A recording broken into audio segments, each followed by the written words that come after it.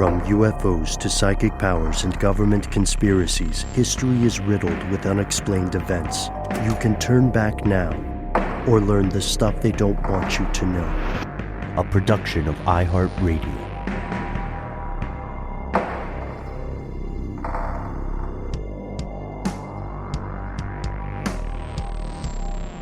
Hello, welcome back to the show. My name is Matt. My name is Noel. They call me Ben. We're joined as always with our super producer, Dylan the Tennessee Pal Fagan. Most importantly, you are you. You are here. That makes this the stuff they don't want you to know. Congratulations, fellow conspiracy realist. If you are joining us the evening this program publishes, we want to be the first to welcome you to Thursday, January 16th, 2025, one of our favorite times of the week. We're going to hear directly from you and your fellow listeners. Limericks, REM space, responses to an ongoing conversation with a shepherd, some thought-provoking explorations of chimera. But before we do any of that, guys, quick check-in. I think we can just say it at the top. We were talking off-air about preparation and about whether or not you should keep a pocket knife or a Leatherman on your person. Do you guys have any strong stance on that? I've never been a knife carrier. I do have them strategically laid out around my home, but frankly, there are. That's a weird, whatever. I'm a knife fan. I actually have a couple of knife subscriptions for a while. I have too many knives. I like cooking and stuff, but I also have a couple of nice pocket knives, and I got a solid Leatherman that's great multi-tool. But it could certainly end up in situations where a Leatherman in particular would come in handy. Yeah, I can imagine that being helpful. He said as he pulled out the badass machete that Ben got him one time. No, I mean, we're talking about preparation here just really quickly because Steve from Ohio and a couple of other conspiracy realists of ours wrote in to talk about the tragic death of these two people who went out in the wild searching for Bigfoot. It did not end well for them. They were not prepared for the elements. And in full disclosure, as we're recording this on January 8th, we as a cabal are attempting to figure out whether we can hang out in person on Friday, January 10th. And we're kind of watching the weather. Leaning towards a no. It's looking like a winter wonderland's coming our way, and our little neck of the woods is not prepared for that. Yeah. Snowpocalypse. Right. And we as a city took a lot of heat for that one. Heat. Interesting. Hey. We took a lot for that one the last time it occurred because our fair metropolis of Atlanta is cartoonishly unprepared for that kind of inclement weather. So if we do end up not being able to hang out in person, please just know the five of us are prepared for winter weather. We're a little more concerned about the rest of our surely very cool co-residents of Atlanta. But do you guys remember the last snowpocalypse? We made a video when we thought we were going to get stranded in our office. I chose not to come to work that day. I was commuting from Athens, Georgia at the time. It was a bit of a trek, and things were looking potentially rough, and I'm glad I made that decision. But I'm sorry you guys got stuck there, right? Did you get home? What was the deal? I can't remember how that panned out. We made it, thanks Good. to the help of Josh Clark. Did he let you use his helicopter? It's called a Joshicop. Okay, got it. Yeah. That's what he'll give you a ride, but he demands you call it a Joshicop the whole way. Which Very is a real particular trade-off. fella. Yeah, it's Yeah. true. And we had a series of misadventures with that, perhaps story for another evening. But we do have a continuing story regarding the great debate of what Michael Pollan calls the omnivore's dilemma. To eat, to not eat, and what to eat should one choose. So we'll pause for a word from our sponsor, and then, Noel, we're going to hear from one of our fellow conspiracy realists who responded to our discourse with a shepherd in Europe. Indeed.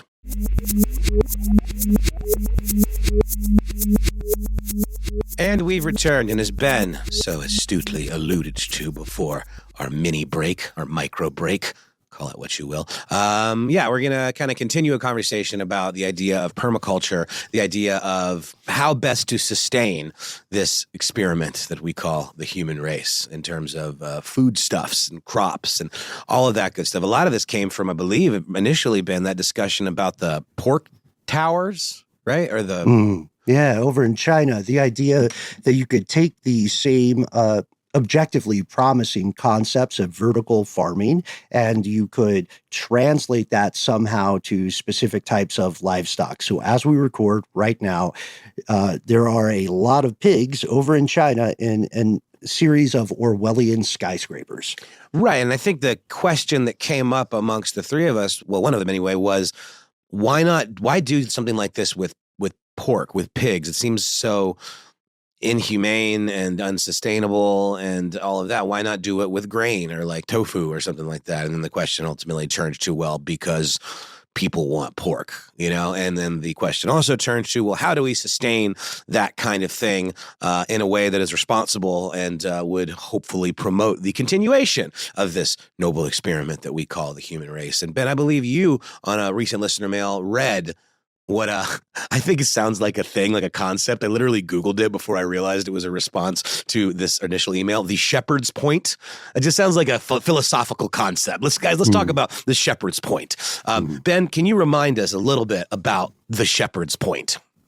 Previously on Stuff They Don't Want You to Know, in our weekly listener mail segment, we spoke with a shepherd who is based in Europe, right? And their argument was, look, as a shepherd, with my firsthand experience, I believe that the world would not be better if every human being on the planet was vegetarian. It would not be better. Got it. Perfect, Ben. That is a great summation. And if you want to refer back to that episode, Ben, just to get the full scope of the shepherd's point, you can do so. Ben, when did that one publish? This would be the day after what folks call Christmas, December 26th, 2024, when we spoke to the shepherd who is based in France. I gotcha. Thank you for that additional detail, Ben. So do check that out. It's an interesting conversation in and of itself. But here we have a response from Mr. Wiggles, which is a lovely name for a listener or a childhood pet, perhaps. Isn't that a character? Mr. Wiggles. There's The Wiggles, which was a popular children's program. Mr. Wiggles as a there's a street rapper. Dancer. There's a street from dancer. The Rocksteady crew, the Electric Boogaloo. Oh, part of Zulu Nation. Oh yeah, he does. He does have a good wiggle. No, not so much. There's The Wiggles. That's the kids show. This is okay. Mr. Wiggles writing to us in response to the shepherd's response or the shepherd's dilemma. I'm sorry. It just sounds like a thing that should exist. Here is what Mr. Wiggles has to say. I'm pretty sure that the shepherd's point is wrong. Let's say the way he or she is raising animals keeps biodiversity of the grazing land. That may actually be true, but much of the monocropped and bioengineered corn and soy grown around the world goes to feed, ding, ding, ding, livestock. We also have to consider that extremely biodiverse things like rainforests are wiped out for grazing land, which is not very biodiverse in comparison. Also, we should consider that an animal has to use up nutrients and energy just to be alive. So there's some extra efficiency in just eating the plant rather than an animal that ate the plant, assuming critical nutrients are available from said plant. I mean, technically, some math would need to be done to get this right, and I'm just throwing this together at 3 a.m., so that won't happen. But I would bet that if people generally adopted traditional vegetarian diets and the human population was otherwise kept as a constant, that would, in fact, reduce the destruction of biodiversity and destruction of bio in general.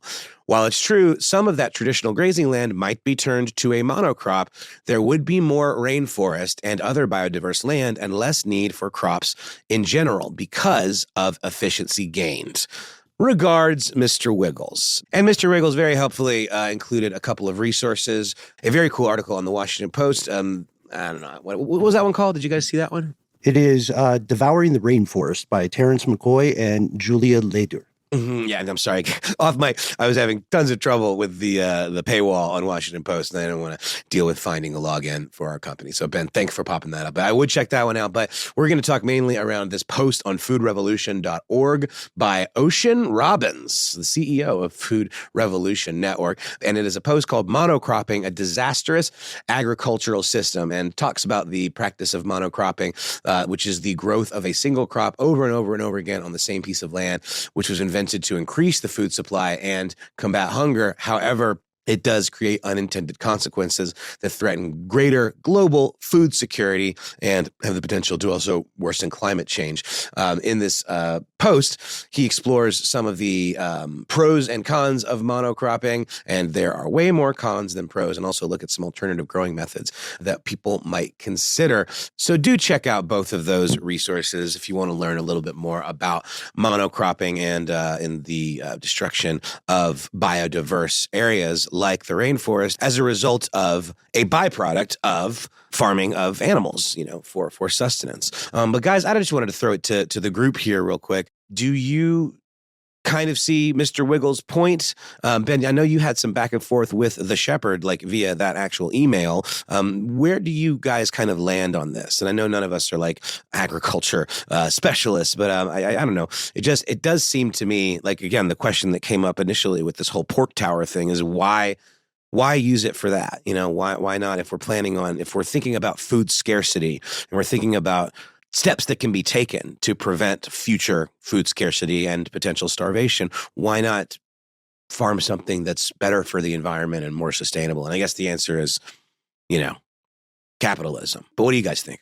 Yeah, if it's okay, I'll jump in here. I think, first off, Mr. Wiggles, you and I are pretty much on the same page. In our previous listener mail conversation, I had conceded Shepard's point with several crucial caveats. And one of those big caveats is the danger of growing one crop such that a society becomes dependent upon it. It damages biodiversity, and it additionally can be terrible for the soil. As a matter of fact, monocropping, or monocroppery, if we want to make it sound even worse, is part of the cause of the Irish potato famine. And monocropping is also part of the reason why bananas have been in such dire straits, not the band, but, the real dire straits over time.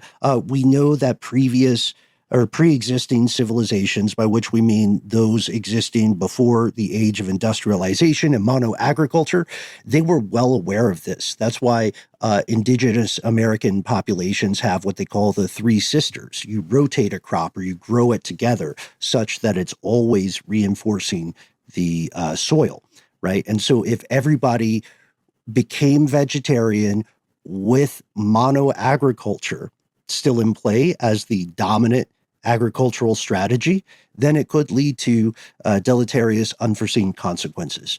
Does that make sense? That's my understanding. It does. Yeah. It absolutely makes sense. I think about, I don't know if we ever actually did the episode on it, guys. Do you remember if we did an episode on peak phosphorus? I feel like we did. I can hear the conversations in my head where we were discussing fertilizer and how much more you need in a monoculture system because the ground, the soil isn't being replenished with the nutrients that it needs. So the soil is sour. Yeah, so you have to apply fertilizer like every time you plant corn in the same place again, over and over and over and over and over again. But if you were doing, less monocropping and changing those crops out every time, a new season came around, then you would get different nutrients in the soil. That's one of the reasons that multi-cropping? What do we call it? The sisters, all those things. That's why three sisters. Yeah. There we go. But that's why it's so important, because you get different stuff in the ground and you don't have to artificially get the phosphorus and other things in it. Yep. I don't have anything to add to that. I just thought that the response from Mr. Wiggles was worthy of introducing into this conversation. So, I will add this, Noel. The peak phosphorus thing, the reason why it's called peak phosphorus is because the world is running lower. The supplies of phosphorus, which is a major fertilizer that humans use, is on the massive decline. So eventually, we may not be able to fertilize the plants that we need to monocrop. It's a finite resource similar to helium. So if you're having a great day and it's too great a day for you or too great an evening, please check out our work on the subject. Notably, here's why we all recall this. We have a video from almost 10 years ago now called What is Peak Phosphorus? So it's a great primer on an issue that's often ignored in modern discourse because people already have their share of headlines and problems. I'm really glad there was a video, Ben, because I would have had like ghost thoughts in my head about this whole thing. I think this might have been before my time, which is why it didn't ring a bell, but more relevant now than ever. So do check out that and those 2 articles that I mentioned. And huge thanks to Mr. Wiggles for writing in and adding to the conversation. Let's take a quick break, hear a word from our sponsor, and then come back with more messages from you.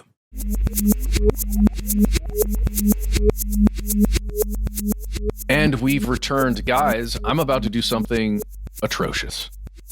I'm going to do something taboo. It simply isn't done. I'm going to tell you about a dream I just had. Yeah, people love hearing about other people's dreams. Let's go. I actually do, but it's sort of a joke. Yeah. All right, I'm going to go really quickly through this, blaze through it, just so you have an understanding. And it is related to what we're about to talk about. Okay.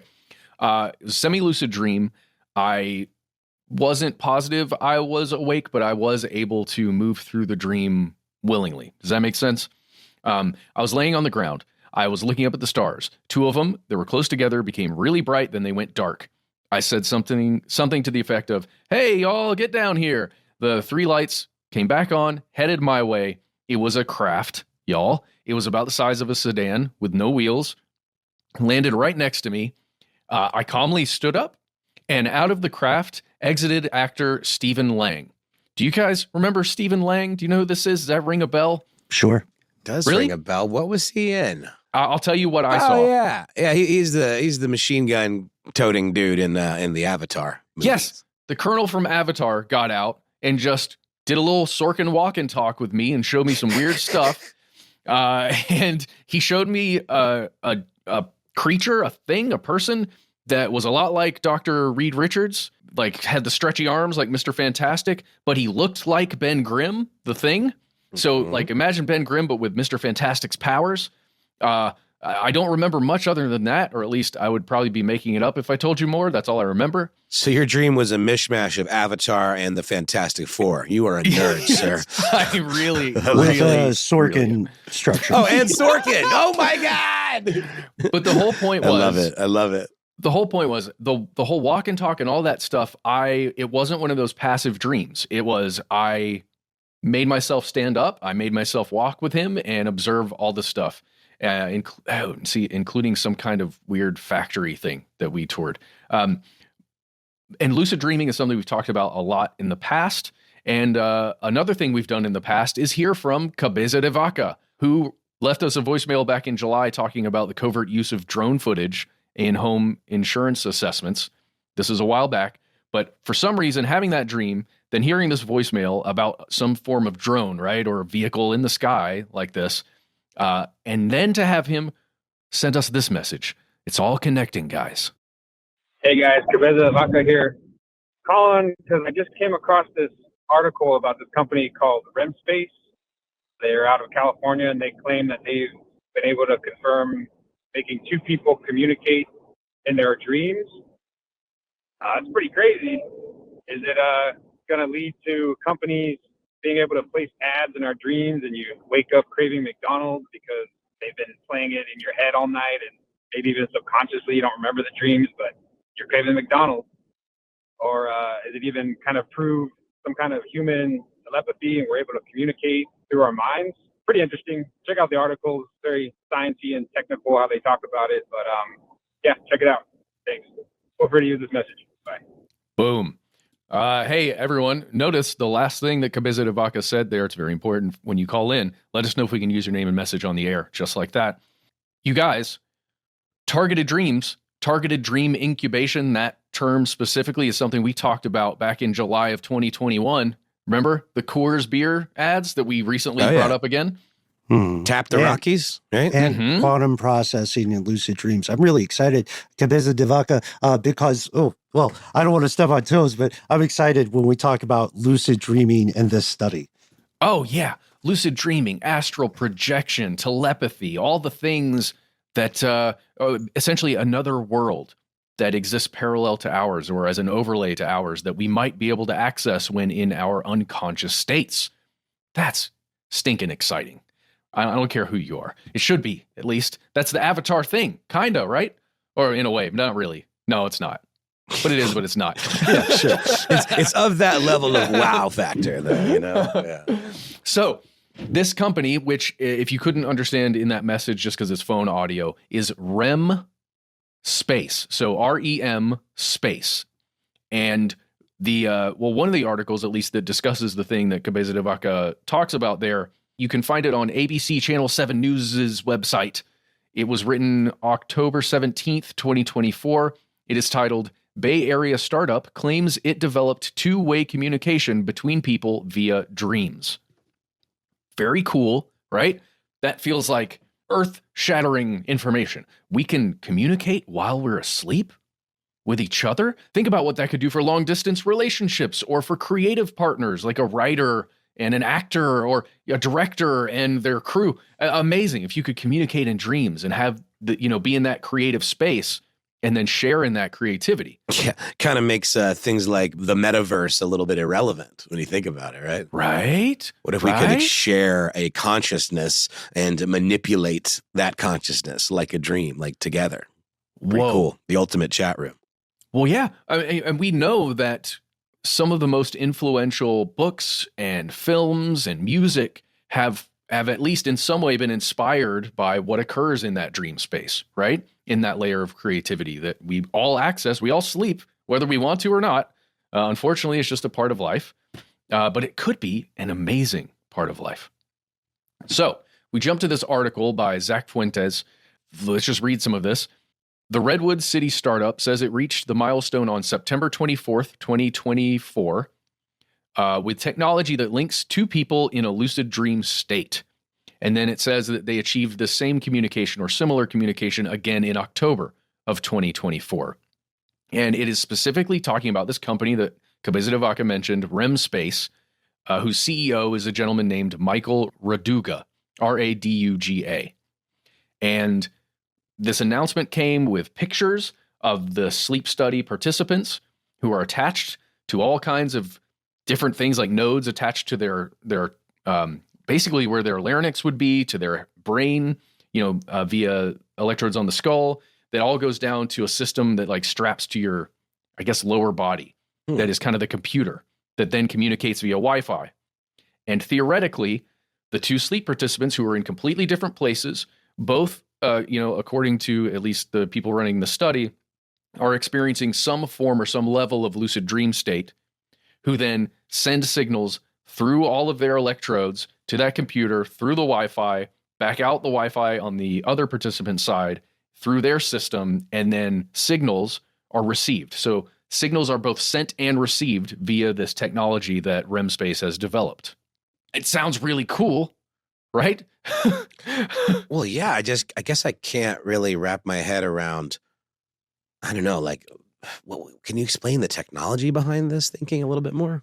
Well, if we want to understand the technology, you can read through that article as much as you want, but it unfortunately is kind of like a press release. It's like, hey, here's some information that we've got. Here's what the company is stating.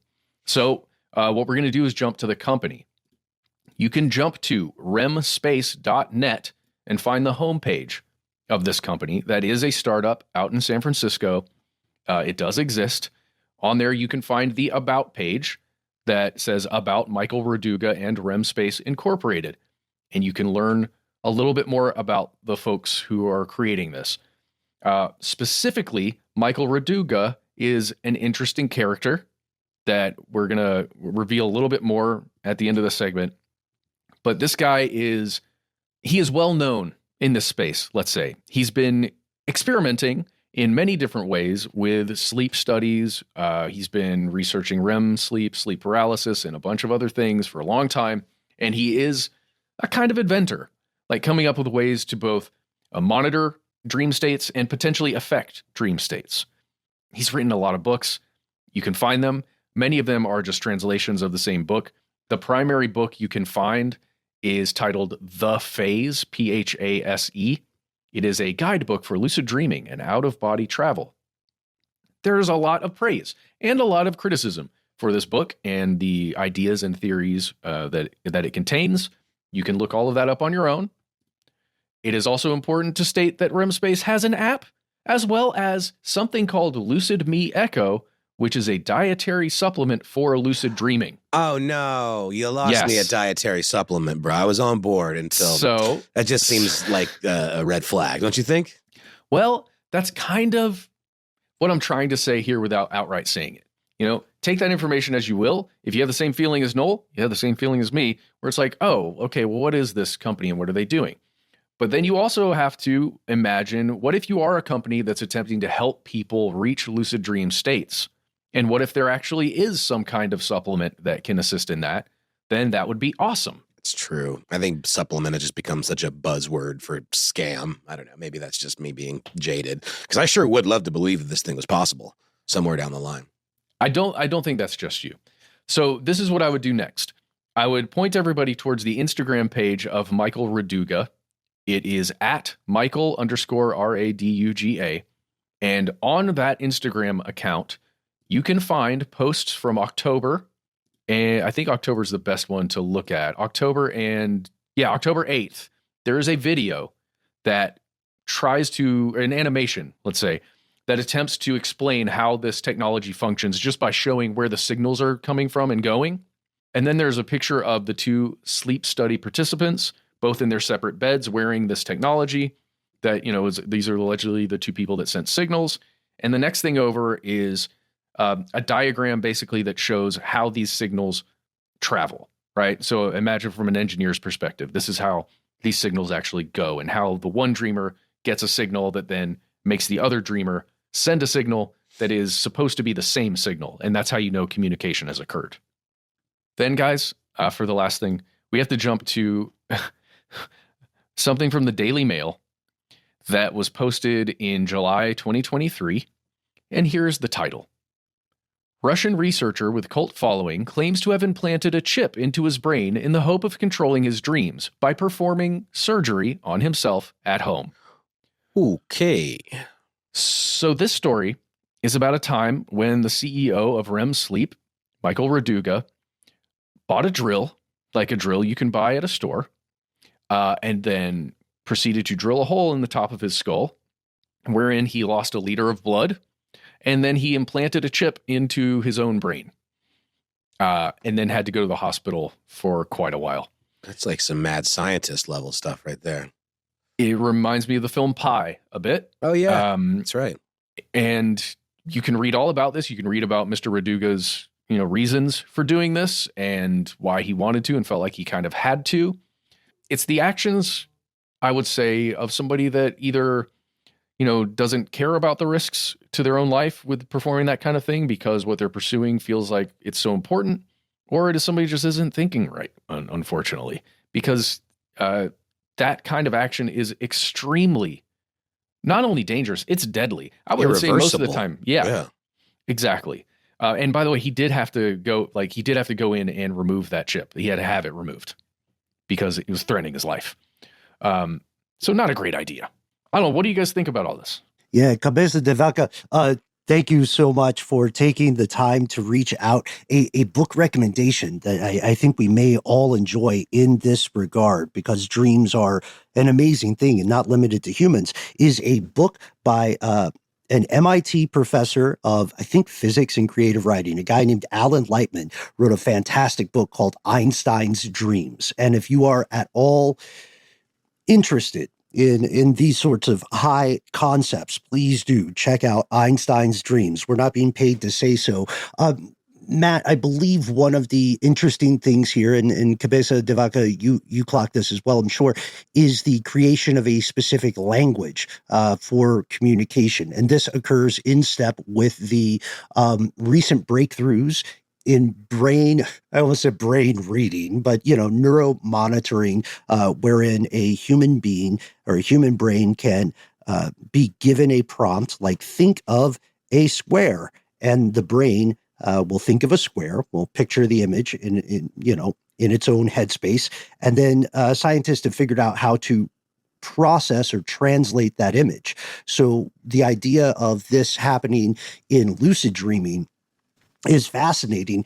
We have to add to that the idea that this could potentially be non-consensually deployed in the future. See the earlier conversation about the nature of dreams and Coors ads. One thing that's standing out to me here in Cabeza de Vaca, love to hear you write in with your ideas on this. Love to hear from everybody on this.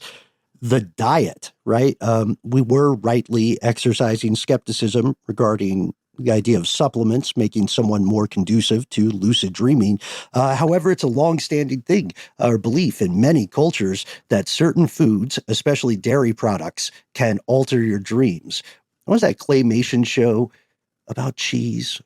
Where if you eat cheese, you get weird dreams. Anyway, you guys know what I'm referencing, right? The idea that consuming certain spicy dairy products, foods, whatever, spicy pizza, foods, yeah. I always heard cheese could do it. So maybe Big Cheese needs to throw their or Big Parma needs to throw their funding toward this dream research. But I love this stuff. I hope it continues. Yeah, the Lucid Me Echo formula, according to the website, increases the synthesis and concentration of acetylcholine, acetylcholine, which is a neurotransmitter, according to the website, that strengthens REM sleep and maintains it even in the presence of consciousness. So that's a little, I don't know, sounds like the sleepwalking thing that a lot of people experience when they, take certain sleep drugs. Definitely, right? Like, what is it, Lunesta and things like that, where you make weird food in a fugue state in the middle of the night. Well, there's lots of roads to go down with this if you want to kind of follow the trail on your own. I would say the Daily Mail article references that Mr. Raduga is not a doctor, but his previous work has attracted the attention of thousands because he's been making lots and lots of videos in many places, encouraging the idea that lucid dreaming is the perfect chance to do all sorts of things, and could be utilized by people who experience, paralysis for one reason or another, and they could use their dream life to experience things that they are unable to in their waking world, which is it reminds me of what Elon Musk is trying to do with some of the brain interface stuff and with other people who are pioneers in the research of computer brain interfaces. Just in this case, it's brain to dream interface. Doesn't it just seem, though, guys, that the way we experience dreams, and this is also something that gets, dramatized a lot in films, there's a term dream logic that exists for a reason. I just can't. It seems like even if you were able to quote unquote infiltrate somebody else's dreams or have some sort of shared dreaming experience, would you even understand one another? Would you be able to I can't control my dreams with my mind. They just kind of happen. It just seems like there's a randomness involved in what dreams, present to us. What if you're dreaming right now? Well, that's okay. Fair enough, Ben. Yeah, I mean, no, I'm waxing philosophical. I know we've got to move on, so I'll keep it brief, but you raised an excellent point, Noel. The idea of communication in waking space is already fraught with a lot of misinterpretation, right? And sometimes, as I mentioned in a previous, it was either one of these or an episode, we're often speaking to our idea of a person when we're awake, right? And it reminds me of the old trope, which I don't know how much science there is behind this, but the old trope is that you never meet a stranger in a dream because they are all some facet of oneself. Now, if this kind of communication, two-way street stuff can recur, meaning if brains can reciprocate communication with each other in a dream state, then it also logically means it would be possible to do so in a waking state, which could be great for connecting with people. I'm being a little optimistic there, but I'm always trying to be positive. There we go. Well, shout out to my projection of Stephen Lang that existed in my brain this morning. Good job. He was your spirit guide. Yes. Tell us about all of this. You can contact us. We'll tell you how to do it at the end of the episode. For now, we'll hear a quick word from our sponsor. Be right back with more messages from you.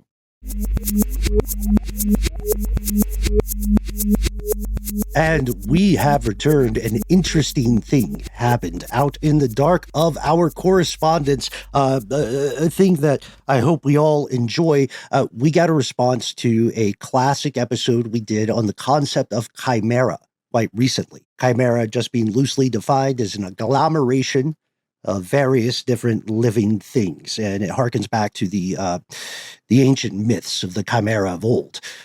So we received an excellent letter that launched a discourse between us and our conspiracy realist, Colby Jack Cheese, who says, call me Colby Jack Cheese, and you can read this aloud if you like. With that out of the way, I just got done listening to the Chimera Classic, and this is something I've rolled around in my head quite a bit because it's an extremely interesting question. Let's get to it. Getting new organs from animals, says Colby Jack, is going to be a godsend for people who need them, and I would argue that it is the right thing to do. Saving lives via organ transplant is an incredible thing to do, but what about the cosmetic end? If you could, says Colby, would you get feline ears, or the claws of an eagle, or maybe the tail of a creature? Only if it's prehensile, Colby. Just being honest with you. A lot of money, says Colby, could be made with this type of mutation or surgery. But before all of that, think of the military applications. Give soldiers animal eyes so they can see in low-light situations. No need for heavy night vision goggles. Maybe you have an altered human in your squad that can hear things that your human ears can't process, or something that can move faster than you can register. I'm paraphrasing a bit here. You get the point, says Colby Jack. The only thing that is stopping this in our current timeline is someone with a mind-numbingly big bank account, some curious doctors, and someone who can lax some laws for X, Y, or Z reason. I don't think this will happen in the good old USA. We're becoming the uncle that is stuck in our ways and watching too much television, currently making a world where this line has been crossed and the aftermath of it. Fascinates all of us. Love what you guys do, keeping me out of my own head when I need to hear someone else. Much love from me to you. Happy turning of the calendar and all of the other excuses we use to party at the lip of this volcano. Colby Jack Cheese. Love the ending, right? It's beautiful. Absolutely. So we responded to Colby, and Colby, you really got our gears turning, got us cooking with gas, because this is a thread that we've explored in previous episodes and previous investigations. This kind of technology typically rolls out in a 3-step process. First, you are absolutely right. You are absolutely right, dude. The government or military industrial complex gets something like this up and running. Tip of the cap to DARPA. An example here would be the very real work that we briefly mentioned earlier, going into improving the blood of future warfighters, the circulation, how much oxygen can be transmitted, increasing the amount of activity they can engage in very hot or very cold environments. That's our first step. And maybe we pause there. If you guys, you listening at home, most importantly, and you, Matt, and you, Noel, and Dylan, get in here if you can. If you could pick one physical modification to your body found in other animals, what would it be? Or would you say, nah, I'm keeping it 100? That is tough. I'm going to think about this for 1 second while I do point out that there's a film from 2020. Didn't hear much about it.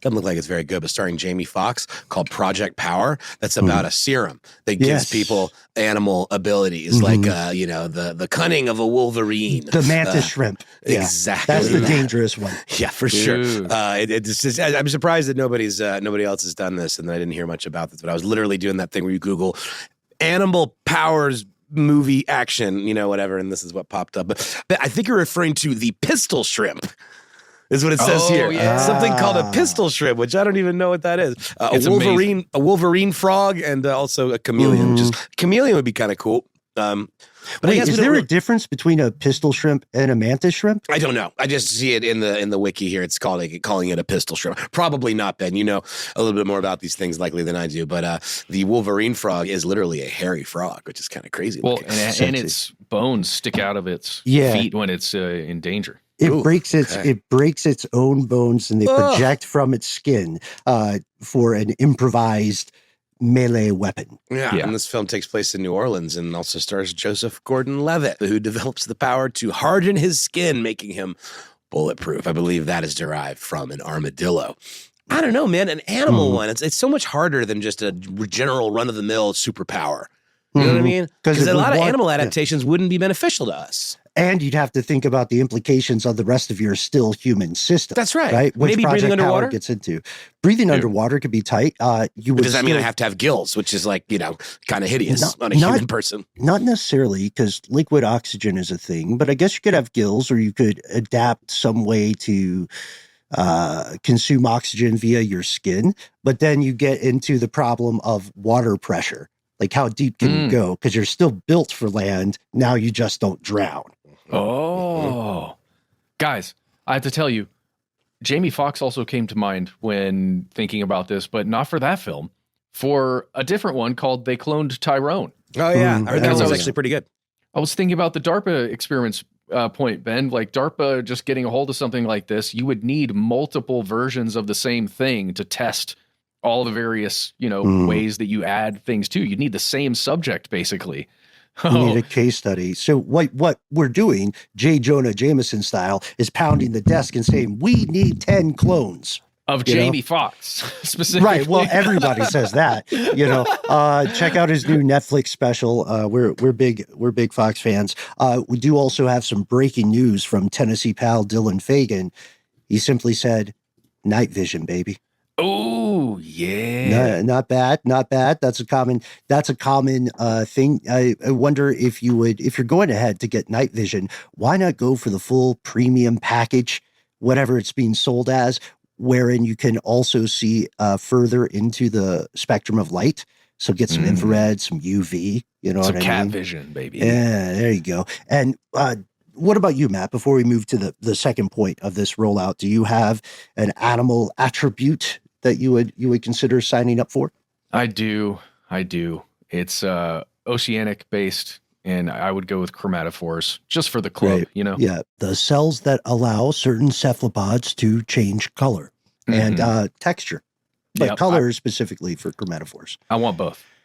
Yeah, I say, if you're already subscribing, go all the way. What I mean? That's right. Right. So this leads us to the second part. Wait, what's yours? That I don't already have? Yes. Immortality or just powers. your favorite. Oh. Check out our earlier episodes on the imperfect immortality of, I think, 3 different kind of life forms I almost said on the U.S., on planet Earth now. I don't know that I'd want immortality, but maybe like the lifespan of an alligator, or like one of those super, like a sea turtle. Exactly. That'd be kind of cool. Also, maybe the ability to regrow limbs, that could be cool. But honestly, I would want to think through this more on my own. And I appreciate you asking, Matt. I promise all of us, fellow conspiracy realists, please be my accountability buddies. I will really put some time into this. Maybe we can return with our best picks, because I keep thinking of the implications. You know what I mean? Like, what if the immortality of a biological creature is such a Faustian bargain? Spoiler, all the current versions of immortality are terrible. They're not great. And I don't know. We'll come back maybe in the following weeks with some thoughts on this. If we move through the way this kind of technology, which is almost inevitable at this point, if we roll through the way it would roll out, yes, first, government, military, industrial. Second, your early adopters. These are usually going to be people at the top of the socioeconomic pyramid in your neck of the global woods, or maybe they'll be patients in a public-private initiative or some kind of research program. They'll get some version of whatever the discovery is, and it might be defanged, to prevent rogue superhumans from hitting a public square. Because imagine, that's cinematic, right? What if it turns out you could get that Wolverine frog adaptation, and it was super easy? It was like buying a 5-hour energy drink at your gas station. Now all of a sudden you got rogue superhumans breaking their arms and attempting to rob banks with their Wolverine things. Also, how painful. Yeah, I always thought that too. And I mean, there's certain, I guess, parts of the Wolverine mythos or pantheon where I believe he does talk about how it hurts every time. Yeah, bub. And this is where, this second step, an early adopter, like the billionaire we talked about previously, who is trying to live forever and treating his son like a blood bag. These kind of folks are the demographic that might come in to fund research, maybe on a medical condition that's personally important to them, or it may be a larger study like a great biomed outfit at an Ivy League of your choice moves to human subjects. Tricky thing here, Colby Jack, is that usually when those kind of experiments occur, just being honest, it happens well after the first human experimentation. The first human experimentation of this kind of stuff is typically going to be soldiers, prisoners, slaves, or other disadvantaged populations, people without the right of full consent. It would totally be soldiers here, right? Because if it works. Well, what are some other X-Men characters that have animal powers? There's that frog, that toad guy, right? Mm-hmm. Yeah. Who can hop, and he can, and he does have some adaptations that are pretty gross. Like he's got like a prehensile tongue. Mm-hmm. Are there any others? I know, obviously Wolverine. What are some other? There are a bunch of werewolf type folks. Oh gosh, her name is Ray. But yeah, there are people who can change into wolves. There are villains like Wild Child or Sabretooth that have atavistic adaptations. There are people who can talk to animals, which is really cool. There's of course Squirrel Animal Girl. Man. Did you just say Animal Man? People who can talk to animals. No, but there's a like more of a indie comic, DC Animal Man, which I believe is a little bit more of like a weird one. I don't know it, but it's sort of more of a cult following. Wasn't that? Didn't Animal? Am I getting this wrong? Isn't Animal Grant Morrison or no? Yes, it's Grant Morrison. Yeah, 100%. Yeah, very good. Animal Man. Yep. There are also, I mean, there's a ton of this stuff, right? Animal empathy is a power. You may feel that you encounter that on your own already. There are tons. Write in to us with your favorite ones. We got to say though, the third rollout of this, or the third iteration, is the most dangerous. It's when it becomes available to the public, economy of scale, commodify it, monetize it. And this is tricky, I would posit, because I think about this so often. When for-profit businesses enter the narrative, we are going to see subscription models for numerous types of modification, right? What if you can get your bulletproof skin? But to avoid organ rejection, you have to, for the rest of your life, take a daily pill, right? Take a daily treatment so that your new skin does not get treated as an interloper in your still human system. Right. And rejected. Yeah. Yeah. And then what if the same corporate entity that owns a certain type of modification also owns the spin-off company that gives you the medicine to survive it? Oh. We'll sue the pants off of them, and then we'll sell them pants. Compound V. Compound. Right. Yeah. That was a Mr. Show quote. I didn't make that was a great Mr. Show quote. I'm so sorry. And then I always notice that I miss some of the intricacies of y'all's drops that you do. And I just didn't want anyone to think that I was taking credit for making that up. It's very funny and very appropriate here. But yeah, Mr. Show all day long. Or like in 30 Rock, when they figure out you can, I think it's 30 Rock referencing the idea that you can sell chips that cause diarrhea and still make bank as long as your company also sells diarrhea medication in the same store. Dude, that's amazing. It's called diversification, baby. Mm-hmm. Integration. What is the same product? It's like it has fast acting digestive problems and then tons of fiber that comes after it. Like, what could you tack on? Just like a congressional spending bill. You know, you would get a subscription service. In some cases, you know, if we walk this out a little bit, we can imagine the problems a government or state actor would have negotiating with a private company and saying, hey, this person is alive because they have a transplanted pig's heart, but they can't afford the monthly medication. Do they just die as a result of not being wealthy? That's a huge cause of death in this country already, and we don't need animal superpowers to make that real. I don't know. Like, okay, take it even further. What if there was cloning technology? You need a new, what's a fun thing to need? You need a new eye. You already got one, but you want the second one back, and you don't want it from a stranger, right? That's a little invasive to you. So you make a deal to clone a new eye or new cornea from your own DNA. This could save billions of lives, especially if we're talking about mission critical stuff like a heart or lungs, right?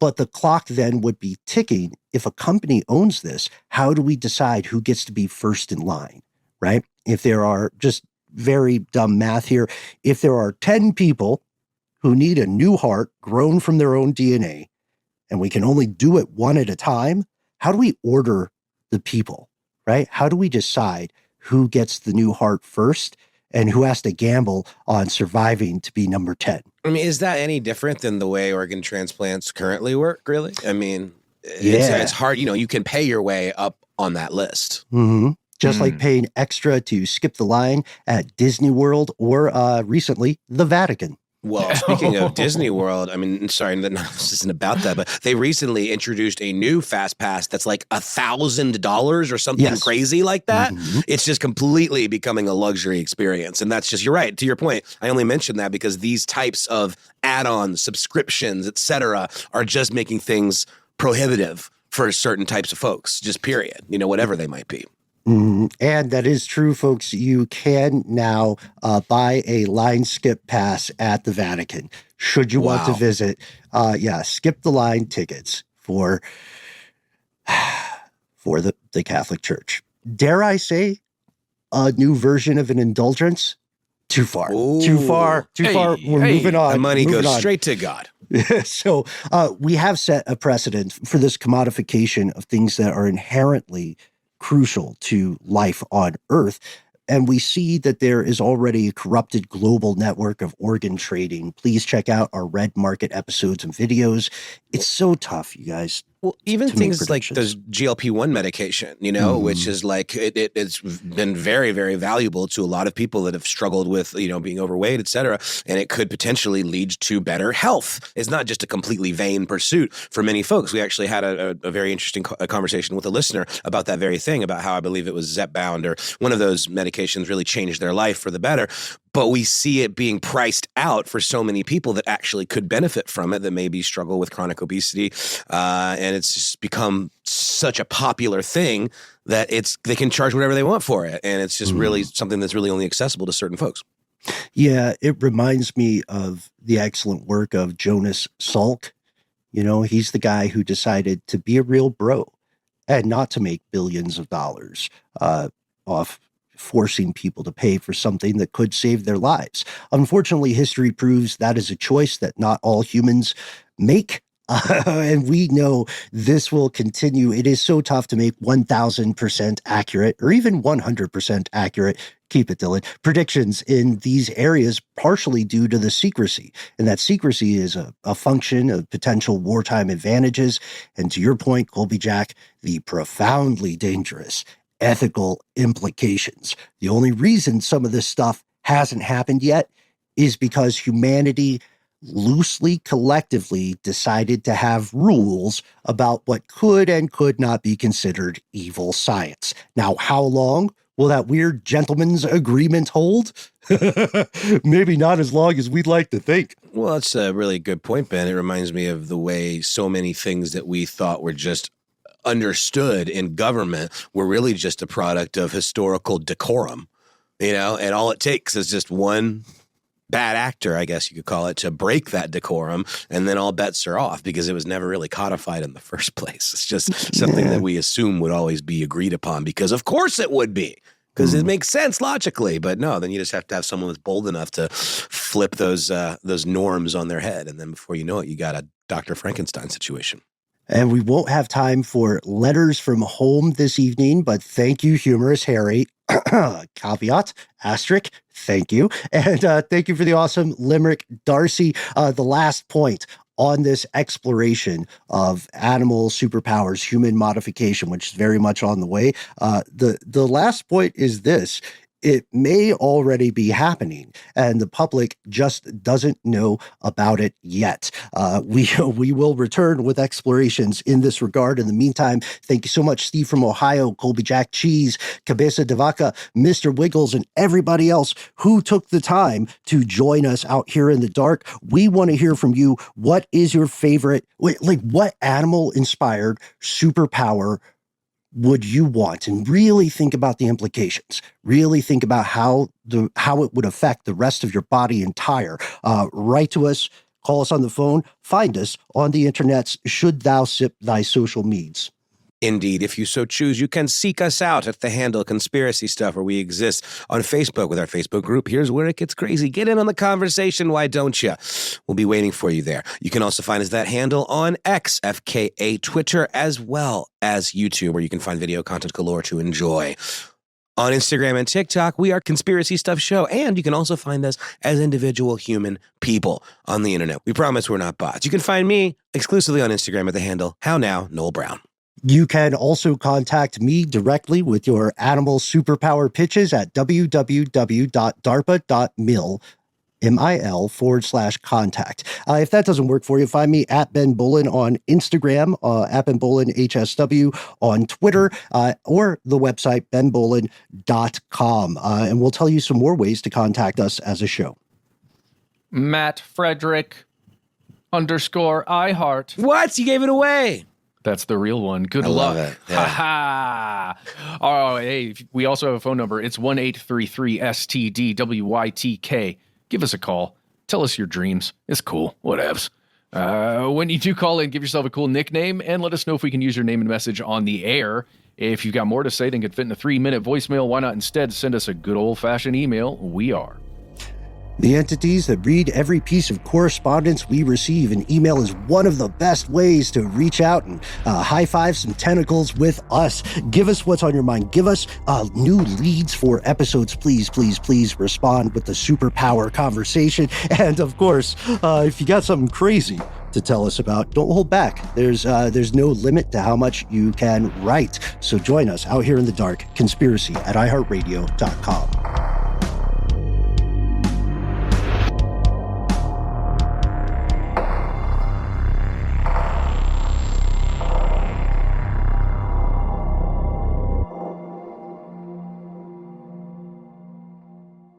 Stuff They Don't Want You to Know is a production of iHeartRadio. For more podcasts from iHeartRadio, visit the iHeartRadio app, Apple Podcasts, or wherever you listen to your favorite shows.